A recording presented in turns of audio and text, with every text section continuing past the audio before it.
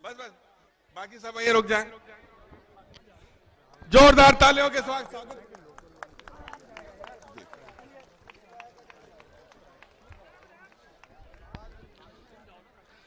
अब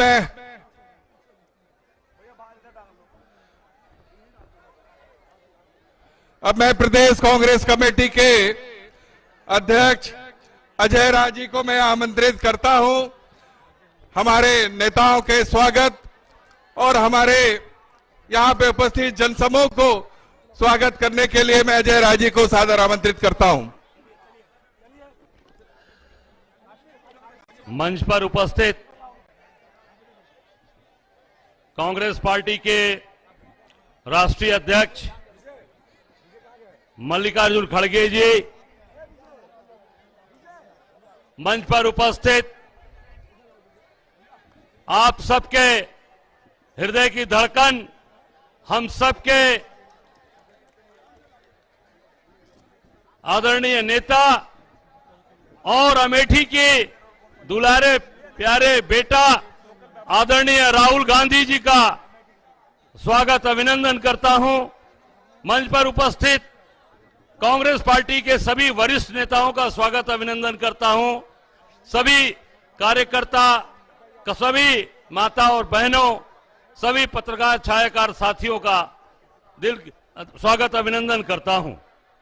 निश्चित तौर से यह अमेठी की धरती, यह अमेठी के लोग, ये आपको दिल से प्यार कर चाहते हैं और ये लोग हमेशा पीढ़ियों से इनका रिश्ता है। हम लोगों ने जितने दिन काम किया, काम में देखा है कि यहाँ के लोग, यहाँ जितने भी काम हुए हैं, चाहे अस्पताल का काम हो, फैक्ट्री का हो, रोडे हो, सड़कें हो, पुल हो, पुलिया हो, सब लोगों के द्वारा हुआ है। आप लोगों ने सम्मान दिया, नौकरी दिया। इतना बड़ा अस्पताल यहाँ पर जो संजय गांधी हॉस्पिटल चल रहा था, उसको बंद कराने के लिए यहाँ की सांसद, यहाँ की सरकार ने पूरी ताकत लगा के उस अस्पताल को बंद कराया, जिससे यहाँ की जनता का बहुत हित हुआ। यहाँ के लोग जो वहां रोज इलाज कराते थे, वो लोग परेशान हुए और पार्टी ने वो धरना प्रदर्शन करके माननीय उच्च न्यायालय का दरवाजा खटखटाकर वो अस्पताल को संचालित कराने का काम किया।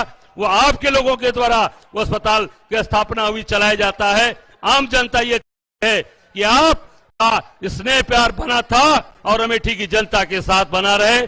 आपका बहुत बहुत स्वागत और अभिनंदन करता हूं। बहुत बहुत स्वागत, धन्यवाद। अब मैं बहुत ही सम्मान के साथ जिनके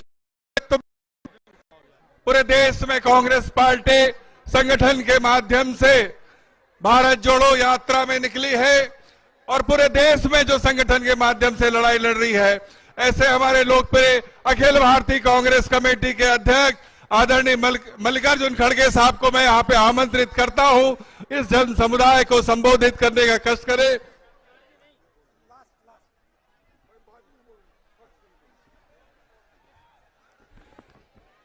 जैसे आदरणीय हमारे नेता का आदेश हुआ है और हम सब जिनके लिए यहाँ पे उपस्थित हैं, जो पूरे देश में न्याय दिलाने के लिए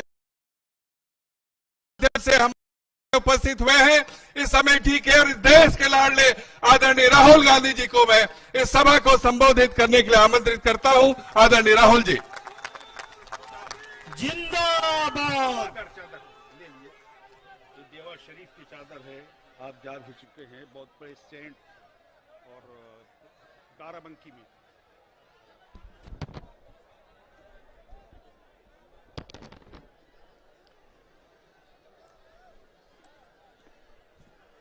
खड़गे जी, केसी वेणुगोपाल जी, अविनाश पांडे जी, अजय राय जी, जयराम रमेश जी, मोना मिश्रा जी, प्रमोद तिवारी जी, इमरान प्रतापगढ़ी जी, केएल शर्मा जी, प्रदीप सिंगल जी, पंकज तिवारी जी, स्टेज पे कांग्रेस पार्टी के वरिष्ठ नेता, भाइयों और बहनों, प्यारे कार्यकर्ता,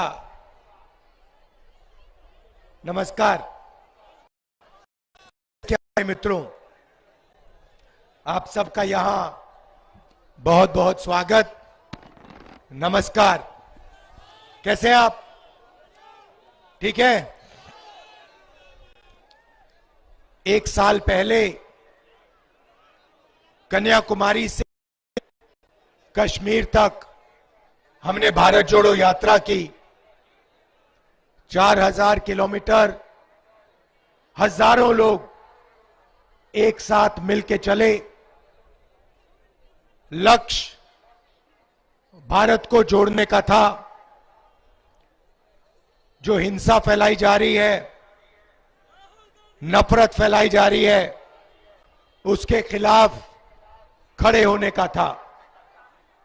यात्रा में से बहुत सुंदर नारा निकला, भीड़ में से आया,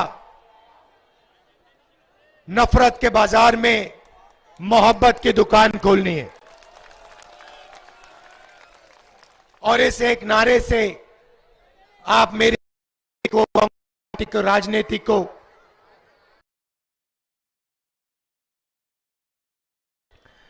यात्रा पे बहुत सारे लोग हमारे पास आए, किसान आए, गरीब लोग आए, छोटे व्यापारी आए, और जो उनके दिल में था उन्होंने हमें कहा। बेरोजगारी की बताई बात, महंगाई की बात बताई, जीएसटी की शिकायत की। दिल खोल के लाखों लोगों ने हमारे सामने अपनी बात रखी। बीच में दूसरे प्रदेश से भी लोग आते थे, यूपी से आए, बंगाल से। उन्होंने कहा, देखिए आप कन्याकुमारी से कश्मीर तक चल रहे हो, मगर हमारे प्रदेश में तो आप आए नहीं। अमेठी के लोग आए, इन्होंने कहा आपने भारत जोड़ो यात्रा की, मगर आपकी यात्रा अमेठी से नहीं आई, ये कैसी यात्रा है? और उसमें सच्चाई भी है। तो इसलिए हमने इस साल दूसरी भारत जोड़ो यात्रा की, मणिपुर से महाराष्ट्र तक, और आज मैं आपके सामने यहां अमेठी में हाजिर हूं।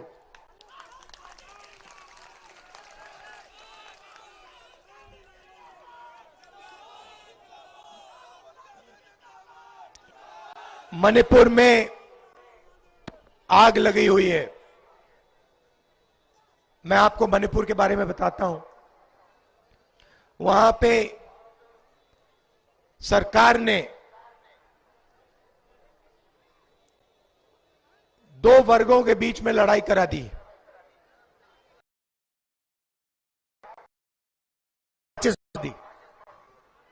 एक तरफ मेइतेई समाज, दूसरी तरफ कुकी समाज।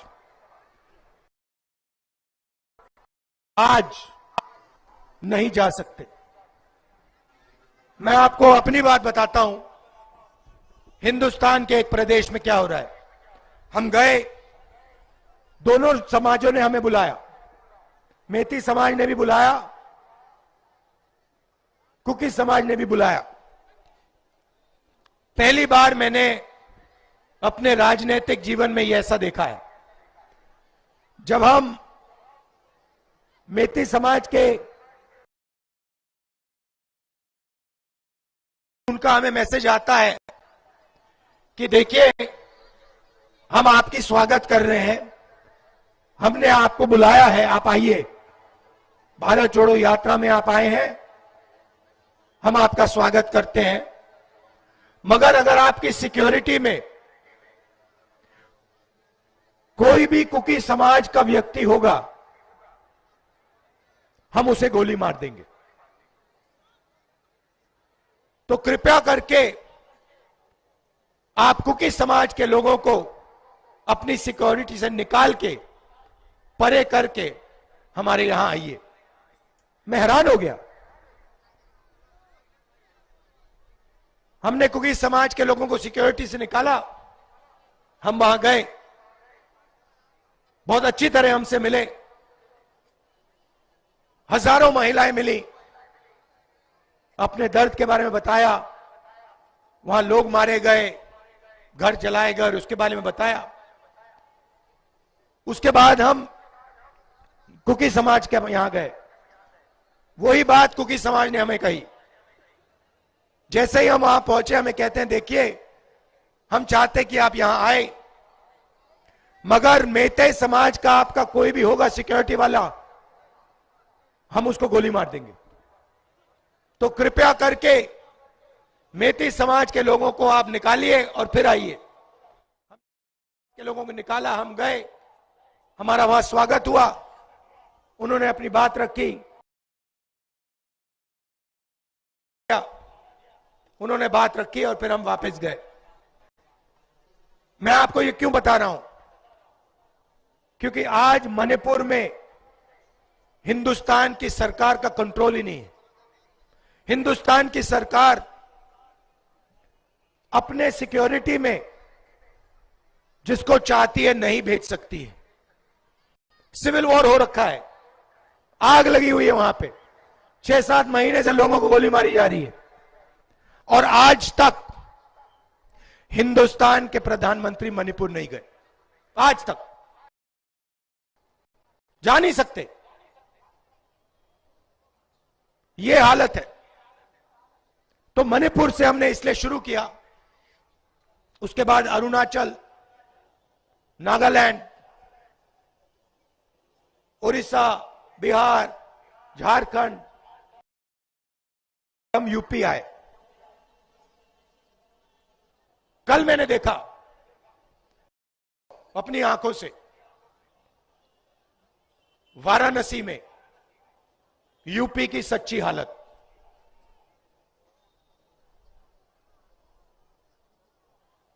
सड़क पे रात को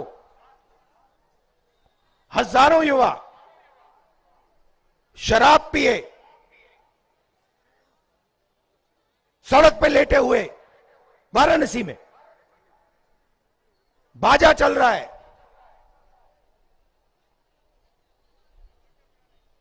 शराब पी पी के पूरा आपके युवा वाराणसी में नाच रहे हैं। और सुबह मेरे पास आते हैं, वो वाले नहीं, दूसरे युवा आते हैं, मेरे सामने ऐसा कागज पकड़, हमारी जिंदगी बर्बाद हो गई, पेपर लीक हो गया। एक पेपर ने एक के बाद एक, जो भी पेपर यहां होता है पेपर लीक हो जाता है। मेरे पास रोता हुआ युवा आता है, कहता है राहुल जी मैंने 5 लाख रुपए कोचिंग सेंटर को दिए, 5 लाख रुपए। मैंने सपना देखा था मुझे रोजगार मिलेगा रेलवे में। एग्जाम के दिन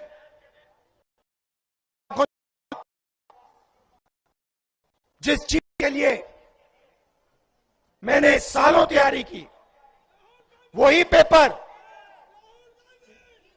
शांत रहिए, वही पेपर एग्जाम हॉल के सामने, एग्जाम हॉल से पहले युवाओं के मोबाइल फोन पे, उनको पहले से पेपर मालूम है, 100% नंबर ले जाएंगे।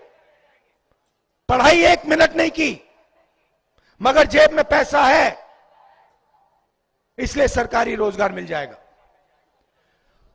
एक तरफ नशा और दूसरी तरफ जो बेचारा रोजगार करना चाहता है, काम करना चाहता है, उसके लिए पेपर लीक। 40 साल से सबसे ज्यादा बेरोजगारी आज उत्तर प्रदेश में है, 40 साल से ज्यादा। यहां पे किसी को रोजगार नहीं मिलेगा, नहीं मिल सकता। सच्चाई है, अच्छी लगे ना लगे, सच्चाई है आपकी।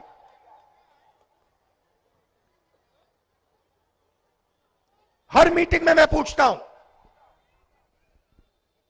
उत्तर पिछड़े वर्ग की कितनी आबादी है? आपको मालूम है? हिंदुस्तान पिछड़े वर्ग की कितनी आबादी है जानते हो? 50%। गिनती करो, 50% पिछड़े हैं। दलित कितने हैं? 15%। 50-15 कितना हुआ? 65। 8% आदिवासी हैं। 65 में 8 जोड़ो, कितने हुए? 73। 73% पिछड़े, दलित और आदिवासी। मैंने माइनॉरिटी की बात नहीं की अभी, उनके बारे में नहीं, वो 5% है। ठीक है।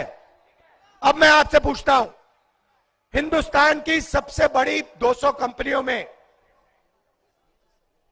पिछड़ी जात, दलित और आदिवासी कितने मालिक हैं?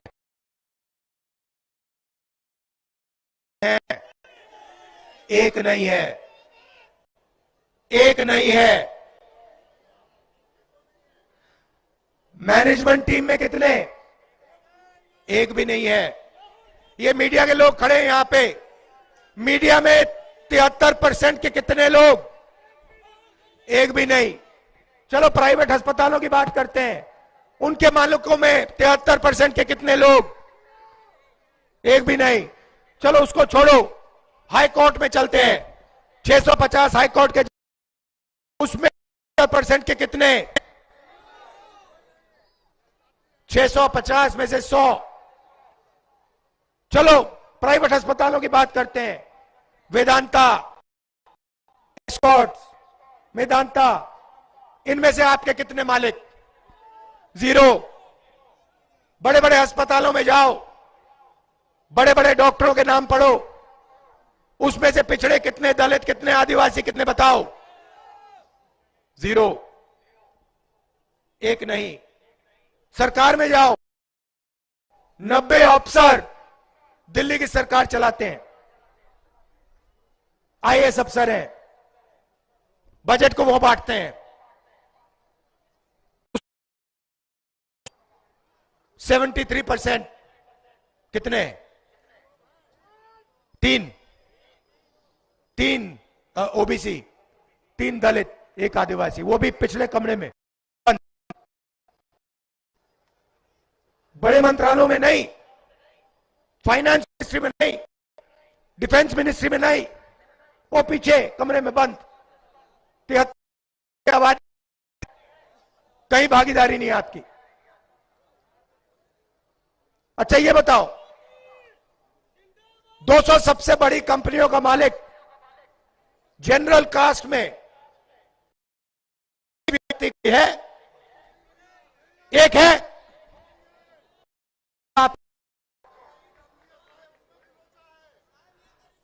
आपके नाम पता है कहां है?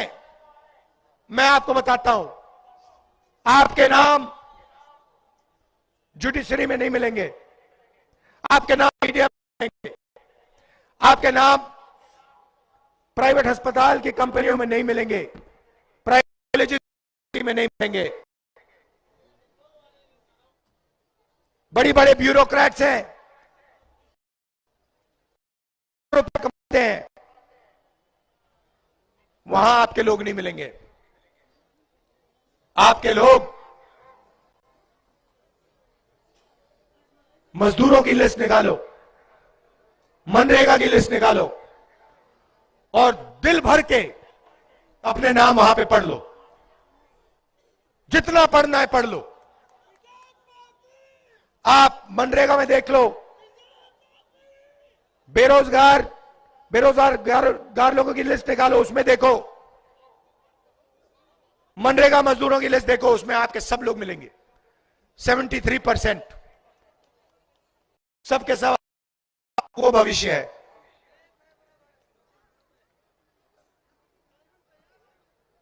ये हो रहा है आपके साथ,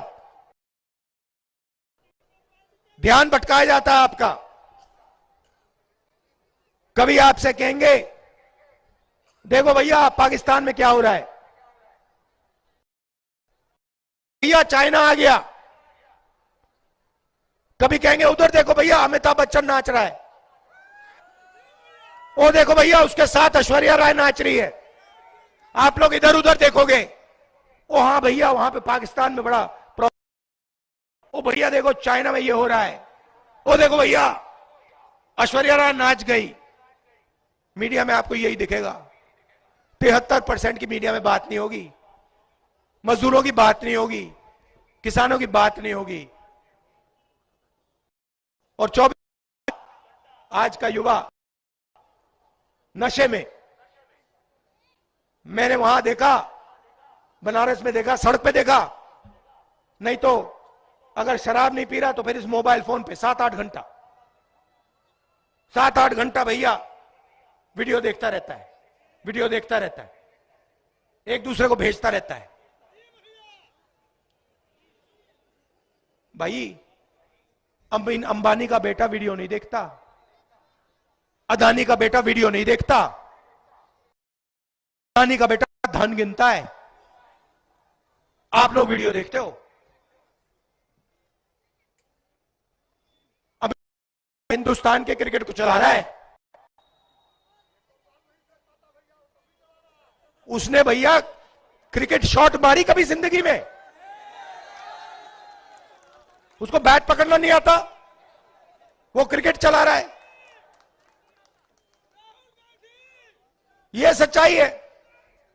तो मैंने कहा कि देखिए क्रांतिकारी कदम, सबकी गिनती करनी है। इस देश में गरीब जनरल कास्ट के कितने लोग हैं, उनके हाथों में कितना धन है, इस देश में पिछड़े लोग कितने हैं, कौन सी जात है, उनके पास कितना धन है, आदिवासियों के पास कितना धन है, दलितों के पास कितना धन है, मतलब जाति जनगणना। जैसे किसी को चोट लगती है, पहला काम, आज हमारा सिक्योरिटी वाला बेचारा गाड़ी के नीचे आ गया, उसका पैर नीचे आ गया, हमने पहला काम किया भैया जाके एक्सरे कराओ। पहला काम एक्सरे, मतलब जाति जनगणना। 2% के हाथ में देश का, आपको पता ही नहीं लग रहा। एयरपोर्ट छीन लिया आपके, पब्लिक सेक्टर यूनिट सब छीन लिए, इंफ्रास्ट्रक्चर आपका सब ले लिया, आपके स्कूल, आपके कॉलेजेस सब उठा के ले गए, आपके अस्पताल उठा के ले गए। 2% लोग हैं, 3% नहीं है। आपने राम देखा ना, धूमधाम से हुआ, देखा ना, उसमें आपने किसी दलित को देखा? आपकी राष्ट्रपति, हमारी राष्ट्रपति आदिवासी हैं, उनको अंदर नहीं आने दिया। उनका चेहरा देखा आपने? किसी वहां पे किसान का चेहरा देखा, मजदूर का देखा, पिछड़े वर्ग के आपने लोग देखे वहां पे? नहीं। अदानी देखा, उसके बच्चे देखे, अंबानी देखा, उसके बच्चे देखे, सारे बिजनेस वाले देखे, नरेंद्र मोदी देखे, अमिताभ बच्चन दिखा।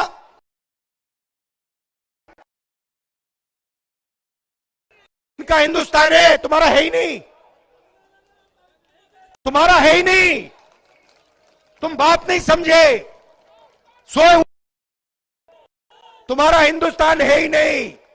तुम्हारा काम भारत माता की जय, तुम्हारा काम जय श्री राम, उनका काम पैसे गिनने का, उनका काम प्राइवेट हवाई जहाज में उड़ने का, उनका काम मजे लेने का,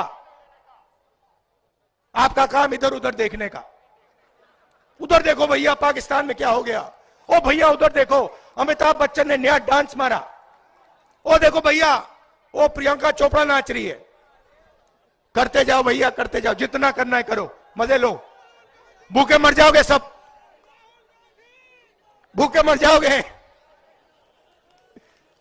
सबका टाइम आएगा, कोई नहीं बचेगा, सब भूखे मर जाओगे। नहीं, किसान दिल्ली जा रहे हैं, देखा आपने? वहां पे जैसे युद्ध में ना टैंक को रोकने के लिए दीवार बनती है ना, बड़े बड़े वो बनते हैं लोहे के, वो नरेंद्र मोदी ने लगा रखे हैं। आप फोटो देखी, किसान पुलिस वालों को खाना खिला रहे हैं। किसान पुलिस वालों को खाना खिला रहे हैं, और पुलिस वाले, ये है हिंदुस्तान। आप देखो, किसान, समझो, पहले नरेंद्र मोदी जी ने 3 कानून बनाए, उनके जेब में से माल छीनने की कोशिश की। किसान मांग क्या रहा है?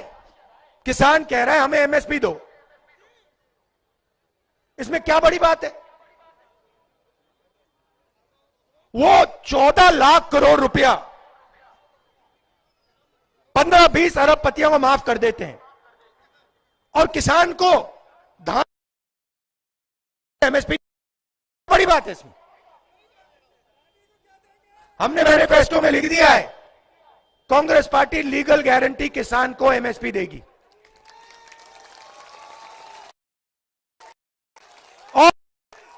और एक्सरे करेगी भैया, बात समझ लो। एक्सरे होगा, जाति जनगणना होगा, सबको पता लग जाएगा इसमें पिछड़े कितने, दलित कितने, आदिवासी कितने, गरीब जनरल कास्ट के कितने। सवाल पूछ, आपको इधर उधर नहीं देखना,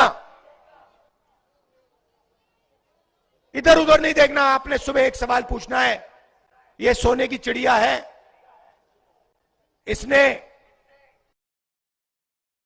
अंबानी को इतना पैसा, अदानी को इतना पैसा दिया, आज सुबह इसने मुझे कितना दिया, यही सवाल पूछना आपको, और कोई सवाल ही नहीं है। जिस दिन 73% ने यह सवाल पूछना शुरू कर दिया कि भाई मेरे जेब में से हर रोज ये पैसा निकाल रहे हैं, जीएसटी जा रही है मेरी है, पेट्रोल का पैसा जा रहा है मेरा, गैस सिलेंडर का मेरा, मैं टैक्स में भर रहा हूं, जितना पैसा मैं देता हूं उतना अदानी देता है, मैं 1000 रुपए की शर्ट मैं 18% देता हूं, 73% वाला कहता है, और अदानी 1000 रुपए की शर्ट खरीदता है वो भी 18% देता है। तो जितना टैक्स में देता हूं उतना अदानी देता है, उसको लाखों करोड़ रुपए मिल जाते हैं, मुझे 1 रुपया नहीं मिलता, क्यों? यह सवाल पूछना चाहिए आपको। जाति जनगणना से यह सवाल का जवाब आप सबको मिल जाएगा, पता लग जाएगा 73% के साथ हो क्या रहा है। अमेठी आया हूं, इतने प्यार, पुराना प्यार का रिश्ता है, मोहब्बत का रिश्ता है, इसके लिए आप सबको दिल से धन्यवाद। नमस्कार, जय हिंद।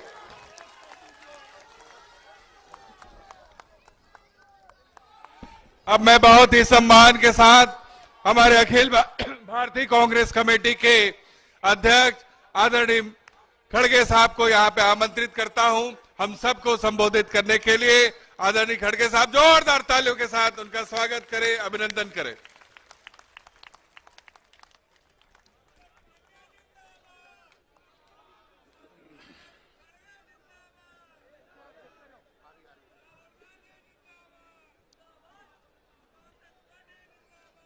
आज के इस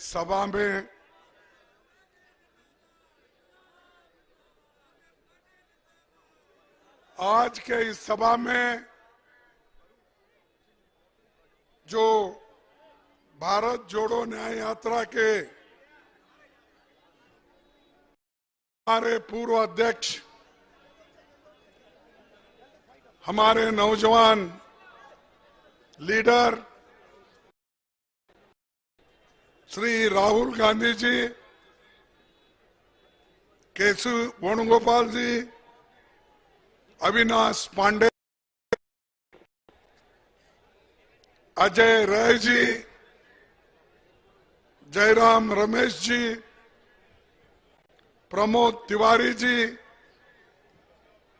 आराधना मिश्रा सीएलपी लीडर, इमरान प्रताप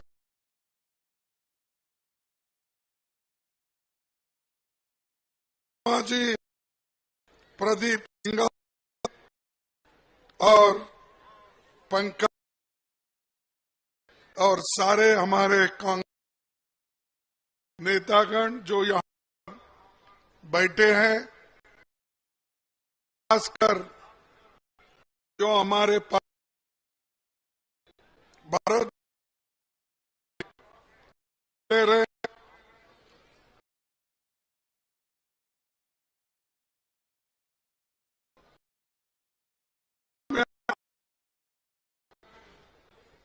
भाई, किसान भाइयों और मीडिया के दोस्तों, आज अमेठी में हो रही इस जनसभा में आप सभी लोगों का मैं हार्दिक स्वागत करता हूं। अमेठी को पूरी दुनिया जानती है, अमेठी को पूरा दुनिया जानती है। हर देशवासी को अमेठी पर गर्व है, क्योंकि ये हम सबके प्यारे पूर्व प्रधानमंत्री स्वर्गीय राजीव गांधी जी, पूर्व अध्यक्ष सोनिया गांधी जी और राहुल गांधी जी की सेवा साधना की ये धरती है।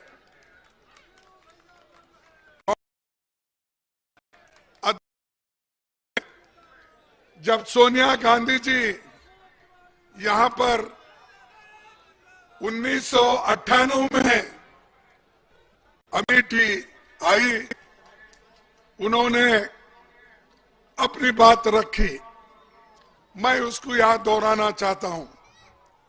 मेरे मन में अमेठी के लोगों के प्रति अटूट प्रेम और आदर है। अमेठी मेरे पति की कर्मभूमि थी। उनके दिल में अमेठी की भाई बहनों के लिए कितना प्यार है और समर्पण था, ये मैंने बहुत गहराई से महसूस किया है। आपने हर हालत में हमारा साथ दिया है, ये हम कभी नहीं भूल सकते। ये जो बात है सोनिया गांधी जी के बात है, उन्होंने अमेठी के लोगों को 1998 में कहा था, और आज वही बात फिर राहुल गांधी जी ने दोहराया। आपके साथ उनका गहरा संबंध है, प्रेम आप सबको जानते हैं, और हम आपके साथ हमेशा के लिए रहे हैं, आज भी रहेंगे, कल भी रहेंगे, हमेशा के लिए आपके साथ रहेंगे। जरा पानी है कि भाइयों, कांग्रेस सरकार में हजारों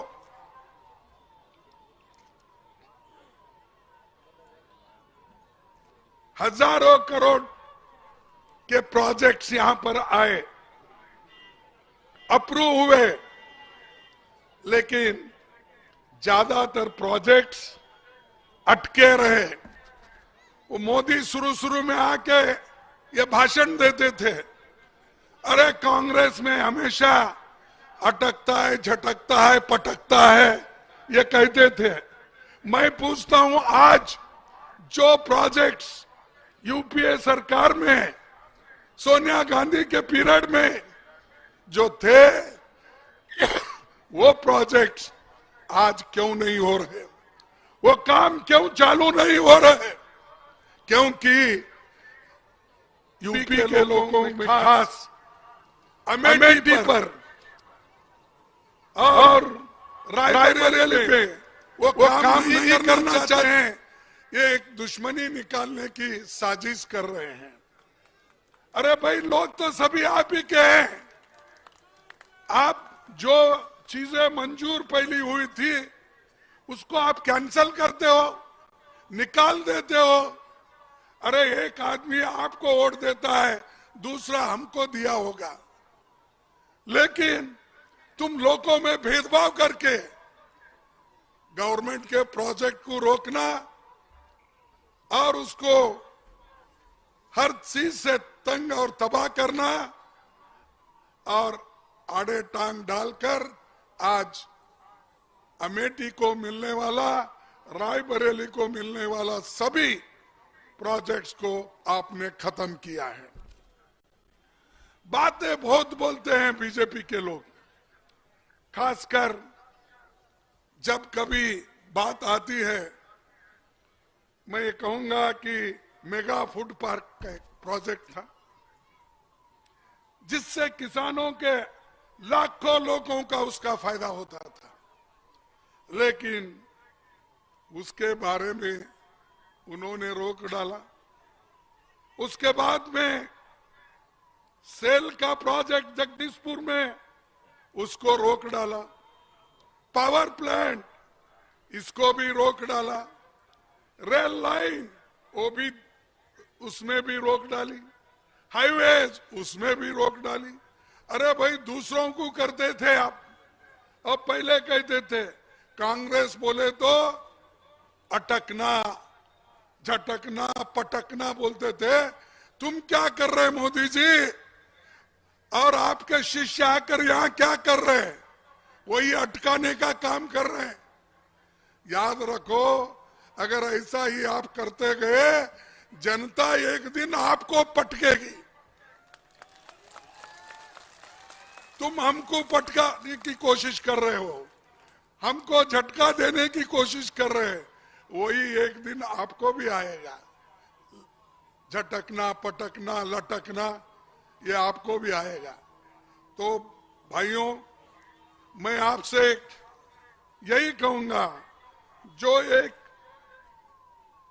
डेवलपमेंट का दौर था वो कांग्रेस का था, यूपीए सरकार का था।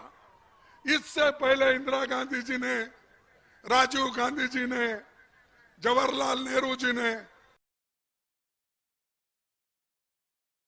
लाल बहादुर शास्त्री जी ने जो देश को एक आज मदद दी थी,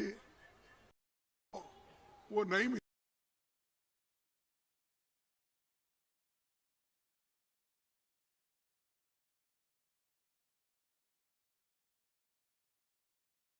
को, उसके बाद खानदान को। अरे भाई, तुम्हारा काम तुम करो, दूसरों को गालियां देने से आपको क्या मिलने वाला है?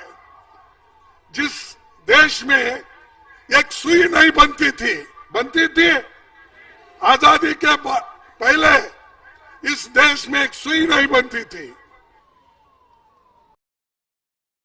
मशीन थी। आजादी के बाद बड़े बड़े कारखाने बने, बड़े बड़े बांध बने, बड़े बड़े ये एयरपोर्ट बने, पोर्ट बने। ये तुमने बनाया? ये सब मोदी जी के जमाने में हुआ। अरे ये ऐसा झूठ बोल बोल कर, मैं तो उसीलिए उनको कहता हूं झूठों का सरदार। अरे भाई, अब हर काम को आप रोड़ा डाल रहे हैं। क्यों? ये कानसूनसी राहुल गांधी की है, रायबरेली सोनिया गांधी जी का है। रोको, रोड का काम रोक दो, लाइन रेलवे का रोक दो, और फूड प्रोसेसिंग का रोक दो। कितने दिन ऐसा ही रोकेंगे भाई? एक दिन हमारा भी आएगा तो हम ऐसा 10 पट काम करके दिखाएंगे। और नौकरी की बात करते हैं, मोदी जी हमेशा क्या करते थे? हर साल मैं हमारे युवकों को 2-2 करोड़ नौकरी दूंगा। दिए नो, आपको मिला 2 करोड़ नौकरी? नहीं मिला। अरे प्रधानमंत्री झूठ बोलते हैं? प्रधानमंत्री कैसा झूठ बोलता है भाई? वो तो सत्य हरिश्चंद्र है। सत्य हरिश्चंद्र कभी झूठ बोलता है? फिर 2 करोड़ नौकरी नहीं दिए, 15-15 लाख काला धन लाकर तुम्हारे जेब में डाल दूं बोले, दिए क्या? नहीं दिया। तो मोदी झूठ है क्या हम झूठ है? क्या बीजेपी झूठ है, कांग्रेस झूठ है? ये बात हुई ना। जो हम हमेशा जो कहते हैं वो करके दिखाए हैं। नरेगा हमने लाया गरीबों को मजदूरी देने के लिए, पेट भरने के लिए हमने फूड सिक्योरिटी एक्ट लाया, खाना देने के लिए, बच्चों के पढ़ाई के लिए कानून लिया। तुमने क्या किया? एक तो काम बताओ। बड़े बड़े कारखाने हमने नेहरू जी के जमाने में बनाया, बैंक बनाए। उस बैंक को लूटने वाले लोगों को तुम सब सपोर्ट कर रहे हो। वो पैसे लेकर बाहर भाग रहे हो और यहां कोई गरीब आदमी 10-12 हजार रुपए लोन लेता बैंक से, उसको बंद करते हो, उसके घर पे नोटिस लगाते हो। लगाओ नोटिस। जो 13 लाख करोड़ लेकर यहां से भागे हैं उन पे लगाओ। इतने पैसे आपने बैंक से लूट लूट के उनको दिया और हमको बोलते हैं कि इस कांग्रेस ने बर्बाद किया। क्या बड़े कारखाने करके बर्बाद किया? एम्स बना के बर्बाद किया? इंजीनियरिंग कॉलेज करके बर्बाद किया? और कंपलसरी एजुकेशन में सबको शिक्षा देने की काम शुरू की, उससे बर्बाद हुआ? शेड्यूल ट्राइब्स को रिजर्वेशन दिए, वो उससे खराब हुआ? बताओ हमको। जो काम हमने किया इस देश के लिए, हमने कुर्बानी भी दी। देश एक रहना, ये हमारा पहले से काम चल रहा है। देश को जोड़ना, उसी लिए तो राहुल गांधी जी कन्याकुमारी से लेकर कश्मीर तक चले और आज मणिपुर से लेकर बंबई तक को चलने वाले हैं। अरे जिस जगह से राहुल गांधी खुद मणिपुर गए, लोगों को मिले, अब मोदी भी एक दिन भी नहीं गया, जाने की हिम्मत भी नहीं। अरे जिस आदमी में देश को बचाने के लिए, समाज को बचाने के लिए वहां जाकर उनको शांति से रहने के लिए नहीं करता, क्या इस देश का गरीबों का? तो भाइयों, ऐसे लोगों को रखना आगे 2024 के चुनाव में, ऐसे लोगों को आप वोट देंगे? उनके चेलों को वोट देंगे? उनके चपाटों को वोट देंगे? नहीं। ये मजबूती के साथ रहो। जो वचन तुमने दिया है उसका पालन करो। यहाँ जो आए हैं एक एक आदमी 1000-1000 वोट भी अगर लाए तो पूरा कांग्रेस पार्टी अपनी झंडा यहां फैला रही। और नौकरी सुनो भाई, सुनो। अरे जोश में होश मत खो भाई, जरा सुनो भाइयों। ये लोग बोलते थे, एम्प्लॉयमेंट की बात करते थे। अब हमारे इस देश में और खासकर आंगनवाड़ी बहनों से और ग्रामीण स्वास्थ्य सिस्टम वाले बहनों को, रखने वाले बहनों को, उधर देखिए पूरे देश में 2 लाख पद खाली है। ये गरीब लोग की काम करते हैं और जिसमें 60,500 सिर्फ यूपी में खाली है। 60,500 ये यूपी में खाली है। अरे भर्ती करो ना भाई। कहां है डबल इंजन की सरकार? कहां है डबल इंजन की सरकार?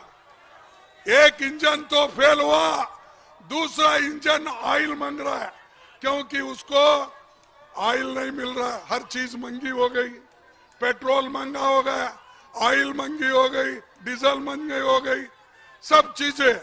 तो ये हमारी डबल इंजन की सरकार बहुत डेवलप की है, ये मोदी साहब भी बोलते हैं और योगी साहब भी बोलते हैं। मैं उसी लिए जब पार्लियामेंट में योगी साहब थे तो मैं बोला, योगी साहब जो आप राजकारण में जो लोग रहते हैं वो लोग साधु संत बोलकर नहीं आना चाहिए। और साधु संत अगर पार्लियामेंट में बैठे, देवल कौन संभालेंगे, मठ कौन संभालेगा, पूजा कौन करेंगे? इसीलिए तुम वहीं रहना ठीक था, यहां क्यों आए? मैंने पूछा ये सवाल। तब उन्होंने बोला, नहीं ये आप गलत बोल रहे हैं, हम सब देश की सेवा के लिए आए। ठीक है भाई, देश की सेवा के लिए बीजेपी में और भी लोग हैं, और आरएसएस पे जिंदा रहने वाले बीजेपी के पास लोगों की कोई कमी नहीं है, देश को फोड़ने वालों का कमी नहीं है, मस्जिद मंदिर के पॉलिटिक्स करने वालों की कमी नहीं है। तो ये लोग, ऐसे लोग देश को तोड़ रहे हैं, ऐसे लोग समाज को तोड़ रहे हैं, और जो लोग इस समाज को तोड़ने का काम करते हैं एक दिन वो भी बर्बाद होते हैं। ये मैं आपको कहने भाइयों,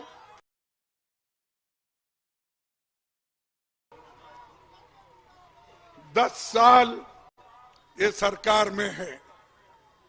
सरकारी नौकरी में कितने जगह खाली है? 30 लाख वैकेंसीज है। 30 लाख रेलवे में, पोस्ट में, सेंट्रल स्कूल्स में, केंद्रीय विद्यालय में, एकलव्य स्कूल में 30 लाख। क्यों नहीं भर्ती कर रहे भाई? इसीलिए भर्ती नहीं कर रहे, उसमें सब रिजर्वेशन के SC, ST, OBC के लोग आते हैं। 15 लाख लोगों को, शेड्यूल कास्ट के लोगों को नौकरी मिलती है, शेड्यूल ट्राइब को मिलती है, बैकवर्ड को मिलती है। इसीलिए ये भर्ती नहीं करना चाहते हैं। अगर भर्ती हो गया, वो अभिमान से, स्वाभिमान से जी सकते हैं एक परमानेंट नौकरी लेकर, लेकिन वो नहीं चाहते, क्योंकि ये गुलामी में ही रहना चाहिए और गुलाम बन के ही रहना चाहिए। ये उनका मंशा है, और हम लोगों को सिखाते हैं देशभक्ति। अरे देशभक्ति हमारे पास जितनी है, हमने कितनी कुवत लगा के, अपना पूरा कोशिश करके, गांधी जी से लेकर जवाहरलाल नेहरू से लेकर सभी ने जेल में गया और आजादी हासिल की। हमारे बड़े बड़े नेता जैसा अब्दुल कलाम आजाद है, वल्लभ भाई पटेल है, सभी ने, कौन से हैं? कल पूरी यहाँ आके भाषण करता है, कितने लोग उनके जेल में गए थे। मेरे लोग क्विट इंडिया मूवमेंट में 10,000 लोग मर गए, 10,000 लोगों के ऊपर गोली भी चली, कहीं कहीं मरा, कहीं मरा। तुम्हारे पास कौन मरे भाई? बताओ, उसकी एक लिस्ट तो बताओ। नहीं, जो हम कर रहे हैं, हम किए हैं, और जो आजादी दिलाए, तुम आकर उसके ऊपर बैठे हो गद्दी पे। तुमको मालूम नहीं हमारी चिंता क्या थी, कितने परेशान हमारे लोग थे, कितने लड़े, कितने लोग अपने स्कूल छोड़े, कितने लोग अपनी खेती छोड़ी, कारोबार छोड़ा, देश के लिए छोड़ा। और तुम क्या कर रहे हो? तुम एक एक को लाके गरीबों का पैसा उनके हाथ में दे रहे हो। जैसा कि राहुल जी ने अभी कहा, देश में चंद लोग ही ऐसे हैं कि उंगली पे गिने उतने लोग अमीर हो रहे हैं और गरीब गरीब हो रहा है। आप महसूस नहीं कर रहे कि इतने गरीब हो रहे हैं, पूछो मत। गरीब आज इतना इन्फ्लेशन से यानी महंगाई से परेशान है, एम्प्लॉयमेंट नहीं है, बच्चों के पढ़ाई के लिए पैसे नहीं है,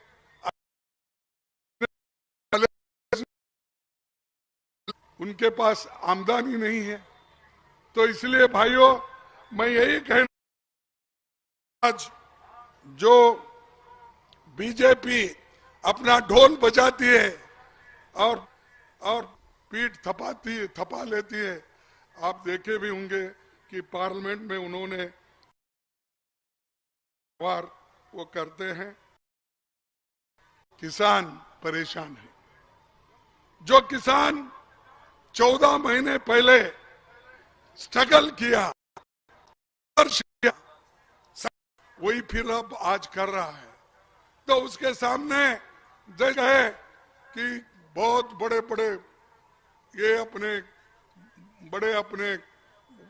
दीवार बंद कर, किले लगाकर आज लोगों को, उन किसानों का रास्ता रोका जा रहा है। अगर आप डेमोक्रेसी में विश्वास रखते हैं, क्या आप नहीं, जो लोग कष्ट में हैं तो उनको मिलने के लिए भी तैयार नहीं। डरता तो है, लेकिन आपकी यूनिटी रहे तो और भी डरता है और बीजेपी मरता है। भाइयों, उन्होंने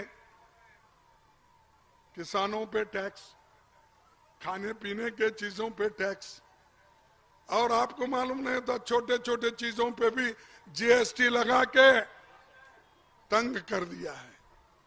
तो इसीलिए हमको लड़ना है। और ये अमीर को जो इन्होंने सब्सिडी दे रहे हैं, बड़े बड़े कंपनियों को वो सब्सिडी दे और गरीबों की सब्सिडी छीन ले रहे हैं। और ट्रैक्टर, उसके बाद में हमारे जो फर्टिलाइजर, ऐसे विषयों पर टैक्स डाल के लोगों को इधर एक तरफ से तंग कर रहे हैं। भाइयों, अभी जो राहुल जी ने कहा, सरकारी अफसरों में दलितों की संख्या कितनी है, पिछड़ों की संख्या कितनी है, गरीब से गरीब आदमी जो पिछड़ा हुआ है, जिस क्लास में अपर कास्ट हम जिसको बोलते हैं, उनमें भी जो गरीब लोग हैं नहीं है। सिर्फ सफेद से सफेद कपड़े वालों को, अमीर से अमीर आदमियों के बच्चों को वहां पर जगह है, गरीबों के लिए नहीं है। इसीलिए आपको सोचना चाहिए, आज हमारे बच्चे अच्छे कॉलेज में नहीं जा सकते, अच्छे यूनिवर्सिटीज में पढ़ नहीं सकते, ये हालत हमारी है। लेकिन मोदी जी खुश है, हमने ये किया, हमने यूनिवर्सिटी बनाया, हमने एम्स बनाया, हमने इंजीनियरिंग कॉलेज बनाया। कहा भाई, तुमसे पहले तो हमने बनाया, तुम भी हमारे कॉलेज में पढ़ के ही इतने बड़े हो गए, तुम कहां थे पहले? क्योंकि अब मोदी साहब किनके स्कूल में पढ़े, किनके कॉलेज में पढ़े, उसके पहले तो बीजेपी वाले नहीं थे।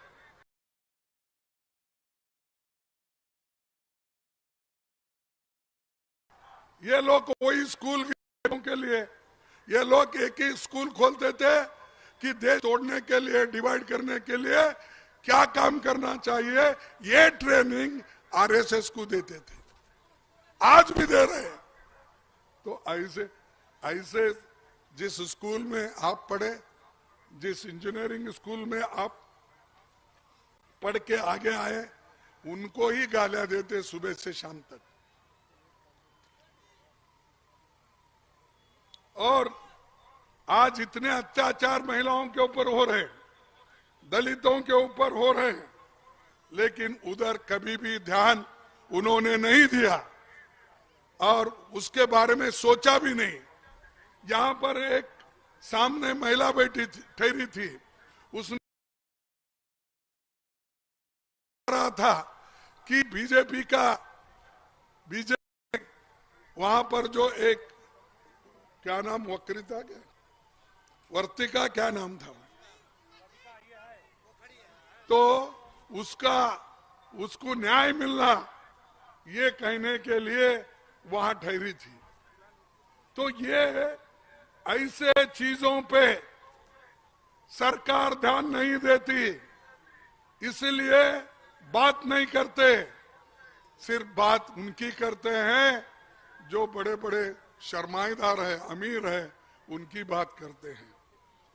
तो आज भी जब कल उनकी मीटिंग हुई कार्यकर्ताओं की, एक मीटिंग में उन्होंने नाम लिया, मेरा नाम लेके बोला खड़गे साहब बोले हैं पार्लियामेंट में अब की बार 400 पार बोले। अरे मैं तो ये कह रहा था, उन्होंने गड़बड़ करके मेरे भाषण को बंद करवाया और मैं कह रहा था 400 तो छोड़ो 100 सीट भी आपके नहीं आएंगे, ये मैंने कहा था, लेकिन गड़बड़ करके उसके आगे तो हाउस में रहता है व्याधान क्या बोलते हैं उसको, इंटरप्शन को क्या बोलते हैं, व्याधान, ये बंद कर दिए। तो हम परसों उनके मीटिंग में बोल रहे हैं, कल कुछ मीटिंग हो गई, वर्कर्स मीटिंग में बोल रहे हैं कि खड़गे जी ने ही ऐसा कहा। अरे खड़गे जी ने ये कहने को तैयार है, तुम देश जितना जल्दी छोड़ेंगे, सत्ता कितनी जल्दी आपकी चले जाएगी, उतना देश के लिए अच्छा होगा, ये मेरा कहना है। और प्रियंका जी ने भी यूपी के सभी बेटियों को न्याय दिलाने के लिए सड़कों पर आई और उन्होंने एक स्लोगन दिया, मैं लड़की हूं, लड़ सकती हूं, ये उनका स्लोगन था। और नारे के साथ उन्होंने यूपी की बच्चों को अपने ताकत को पहचान की प्रेरणा दी। उन्होंने कहा तुम्हारी ताकत है, इसीलिए इसको असर्ट करो, तुम लड़ सकते हो, तुम्हारे ऊपर जब अन्याय होता है उसके खिलाफ तुम लड़ते रहो। और उन्होंने ये भी खुद भी लड़ा, वो चाहे वो हाथरस का हो, उन्नाव के हो बेटियों का, या आईआईटी या बीएचयू की छात्रा हो, हर जगह कांग्रेस पार्टी और प्रियंका गांधी जी ने लोगों को उत्साहित किया लड़ने के लिए और उनको बताया तुम्हारी जो ताकत है वो जरूर जनता को बताना, ये उन्होंने कहा। ये हमारे लोग हैं, लड़ते हैं दूसरों के लिए, कुर्बानी देते हैं देश के लिए। अरे तुम वो भी नहीं ये भी नहीं, सिर्फ गालियां देने का इनको एक नया स्कूल देना चाहिए ट्रेनिंग का, कि कांग्रेस को कैसे गालियां देना, कहां देना, किस वक्त देना, ये तो एक ट्रेनिंग देना चाहिए। और एक प्राइस भी रखना उसके लिए कि भाई बहुत अच्छा गालियां दे रहे हैं आप कांग्रेस को, तो ये प्राइज आप ले लो। नोबेल प्राइज तो नहीं दे सकते, गालियां देने के लिए ही एक प्राइज बनाओ। आप सब लोग चंदा इकट्ठा करो, मैं एक तैयार करता हूं उनको देने के लिए। भाइयों, ये जो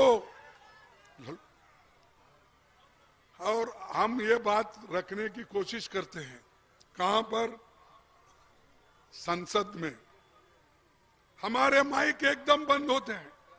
मैं तो जब उठता हूं नीचे, एकदम ऐसा खुच्ची से उठा, उठने के बाद सर बोलते ही मेरे माइक बंद होता है। ये 146 सांसदों को सस्पेंड किया, हमारे डिप्टी लीडर भी यही है, मालूम है 146 लोगों को सस्पेंड किया। क्या कसूर था उनका? वो ये पूछ रहे थे कि भाई इस कानून में जो चर्चा करना है उसको सदन के सामने ट्रांसफर तरीके से आप चर्चा करना चाहें, लेकिन उन्होंने करने नहीं दिया। 146 लोगों को सदन के बाहर डाल दिया। कोई घर में था, कोई अपने गांव में था, कोई कुछ बोला भी नहीं, उनको भी सस्पेंड किया। ये क्या है कि डेमोक्रेसी है? ये कौन सा है? क्या आप डिक्टेटर हो? खैर, डिक्टेटर तो बनना चाहते हो, उसीलिए मैं कहूंगा इस बार अगर मोदी चुन के आया तो इस देश में डेमोक्रेसी नहीं रहेगी। ये मेरा कहना है, क्योंकि अभी उन्होंने हर डेमोक्रेटिक इंस्टीट्यूट को, ऑटोनोमस बॉडीज को खत्म किया है। सिर्फ 2 हथियार उन्होंने रख लिया, एक ईडी, एक इनकम टैक्स। अरे वो हथियार हमारे कांग्रेस पार्टी के ऊपर भी चला रहा है। मेरे पूरे अकाउंट बंद हो गए। मेरा जो पैसा था पार्टी का, वो अकाउंट उन्होंने बंद करवाया बैंक को बोल के। क्यों? हजारों करोड़ रुपए आपने बड़े बड़े कॉरपोरेट लोगों से लिए, वो चलता है, लेकिन हमारे पास 100-150 करोड़ है तो उसका अकाउंट बंद कर देते हो। ये डेमोक्रेसी है, ये लोकतंत्र है, ये प्रजातंत्र है। अरे संविधान के तहत चलो। इस संविधान को डॉक्टर बाबा साहब अम्बेडकर ने बनाया है और इस संविधान चले गया, तुमको कुछ नहीं मिलने वाला। चाहे किसी जाति के लोग हो, महिलाओं को अगर हक मिला वो संविधान के बाद ही मिला। संविधान के पहले हक था किसी को? यहां बैठे हुए लोगों को जवाहरलाल नेहरू जी ने लोकतंत्र इस यहां पर स्थापित किया और बाबा साहब अम्बेडकर ने इस देश की संविधान को बनाया। गरीब, पिछड़े, दलित, शोषित, इनको सब हक मिला, माइनॉरिटी सबको। तो उसको भी खत्म करने का, संविधान बदलने का उनका मंशा है। इसीलिए आपको सोचना होगा।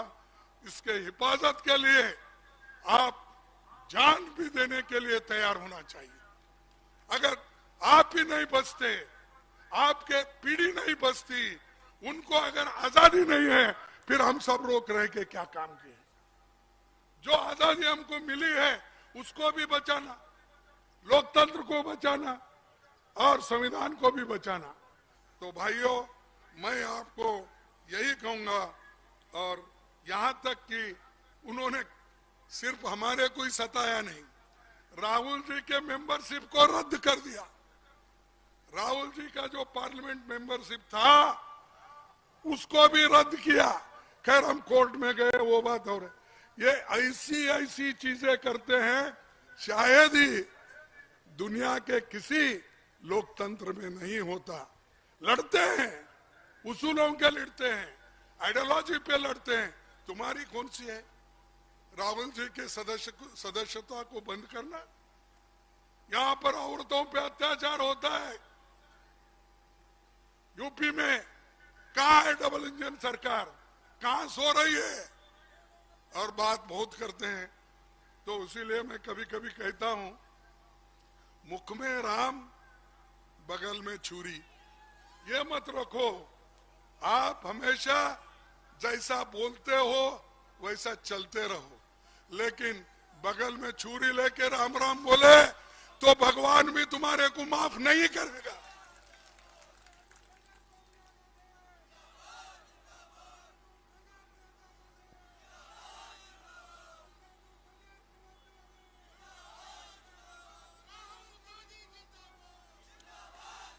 भाइयों, अब हमारे सारी शक्ति, हमारे को प्रेरणा देने वाले सिर्फ आप लोग हैं। तुम्हारी शक्ति हमारे लिए एक बहुत बड़ा एक ऑक्सीजन है।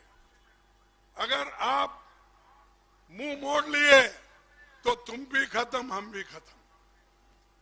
सिर्फ वो अकेला फिरते रहेगा मोदी जी वो बोलते रहेंगे, कभी यूए में, कभी अमेरिका में, कहीं लंदन में, कहीं कोरिया में, कहीं जापान में। मैं समझता हूं जितना प्राइम मिनिस्टर बन के उन्होंने दुनिया के चक्कर लगा देशों के, कोई प्राइम मिनिस्टर नहीं गया। और हासिल क्या हुआ वहां से? कोई बड़े कारखाने आए नहीं, सिर्फ लाए, कहीं गए, पाकिस्तान गए, किसी के गले लगा लिए, और चाइना के आदमी को बुलाए प्राइम मिनिस्टर को, उसको झूले पे बिठाए, यही काम करते गए और वो लोग इनके खिलाफ होते गए। चाइना हमारा जगह कब्जा कर लिया है, तो आप वो पहले छुड़ाओ भाई, वो जमीन छुड़ाओ, फिर बाद में झूले में बैठो। इधर झूले में बैठते हो लेकिन हमारी जमीन खिसकती जा रही है। तो ये मोदी जी की कला है। मोदी जी सिर्फ भाषण बहुत अच्छा करते हैं, उनके जैसी हिंदी नहीं है, फिर भी मैं कोशिश करता हूं अपने लफ्ज में बोलने का, लेकिन उनका सिर्फ भाषण, लोगों को राशन नहीं है।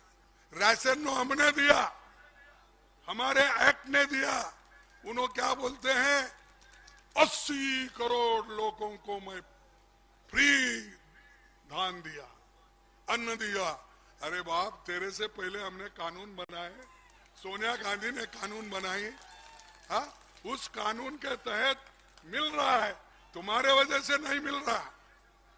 हमारे कर्नाटक में तो फ्री देते थे हम कभी एक पैसा भी नहीं, ऐसा ही हर स्टेट में फ्री देते थे। अब इन्होंने नया एक निकाले, 5 केजी दे के मैं 80 करोड़ लोगों को दे रहा। कितने लोगों को नौकरी लगाए वो नहीं बोलते, लोगों की आमदनी कितनी बढ़ी वो नहीं बोलते, एमएसपी कितनी बढ़ा है वो नहीं बोलती, लेकिन ये बात बोलते हैं बार बार। इसीलिए मैं ज्यादा आपको और यहां बिठाना नहीं चाहता।